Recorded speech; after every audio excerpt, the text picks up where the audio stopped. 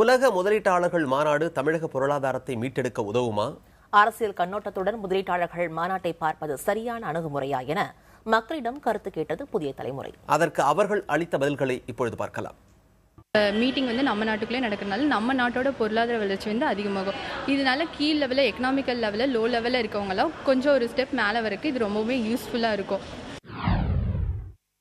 வளர்ச்சி அடையணும்னா இப்போ அவங்க இன்வெஸ்ட் பண்ணுறதுல தப்பு இல்லை. ஏன்னா அது நம்ம நாட்டுக்கு வளர்ச்சி தான் கொடுக்குமே தவிர அது தாழ்ந்து போகாது. ஸோ நம்ம கண்டிப்பாக ஃபாரின் இன்வெஸ்ட்மெண்ட்டில் ஏற்றுக்கலாம். வெளியே போய் இன்வெஸ்ட் பண்ணுறது தான் தப்பு, நம்ம இங்கே ஏற்றுக்கலாம், தப்பு இல்லை. அதனால அதோட அடிப்படை ஜாஸ்தியாகுமே தவிர கம்மியாகாது.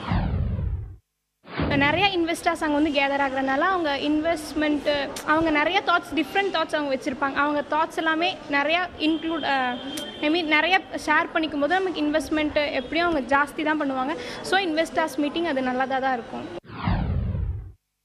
ஃபர்ஸ்ட் டைம் முதலீட்டாளர்கள் மாநாடு நடக்குது. இதனால தமிழகத்தோட பொருளாதாரம் உயருமா உயராதா அப்படிங்கிறது நம்மளுக்கு தெரியாது. ஏன்னா இது முதல் முறையாக நடக்கிறது. ஆனால் ஒரு பொருளாதாரம் சார்ந்த விஷயத்தை கட்சியோட வளர்ச்சி சார்ந்தும் பார்க்குறது எதிர்கட்சியோட தப்பு தான். நம்ம முன்னேற்றம் அப்படின்னு பார்க்கும்போது கட்சி சார்ந்தோ இல்லை தனிப்பட்ட ஒரு விஷயமாவும் பார்க்கக்கூடாது. ஏன்னா இது தமிழகத்தோட முன்னேற்றம் அப்படிங்கிறது தான் பார்க்கணும்.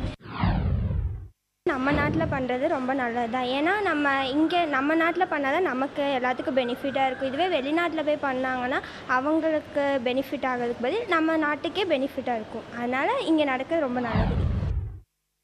ஏன்னா ஃபாரினில் இன்வெஸ்ட் பண்ண மாதிரி தான் நம்மளுக்கு அவ்வளோ ப்ராஃபிட் கிடைக்காது. நம்ம நாட்டில் இன்வெஸ்ட் பண்ணால் நல்ல ப்ராஃபிட் கிடைக்கும். இதனால் எக்கனாமிக் லெவலில் கீழே இருக்க மக்கள்லாம் இப்போ கொஞ்சம் மேலே வர முடியும். அதனால் நம்ம நாட்டில் இன்வெஸ்ட் பண்ணுறது நல்லது.